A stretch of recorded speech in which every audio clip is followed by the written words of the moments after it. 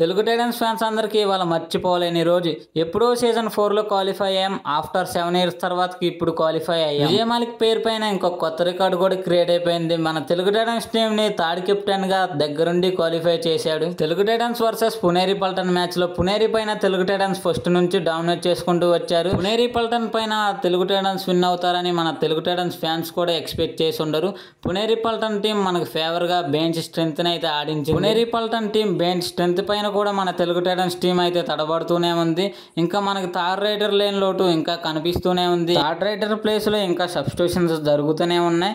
So next match లో అయినా third rider ని సెట్ చేసుకొని రావాలి. సో ఫైనల్లీ అయితే క్వాలిఫై అయితే అయిపోయాం. సో మనకు నెక్స్ట్ టార్గెట్ వచ్చేసి పాయింట్స్ టేబుల్ లో 4th ప్లేస్ లో ఉండటం. సో మనకు కాంపిటీషన్ గా పాయింట్స్ టేబుల్ లో 4th ప్లేస్ లో ఉండడానికి Bengaluru bulls and Haryana Steelers అయితే వస్తున్నారు. సో మనం ఏం చేస్తే 4th ప్లేస్ లో ఉంటామనేది లాంగ్ వీడియో చేస్తున్నా. సో ఇంట్రెస్ట్ ఉన్న వాళ్ళు లాంగ్ వీడియో అని కామెంట్ చేయండి, నేను వాళ్ళకి లింక్ సెండ్ చేస్తా.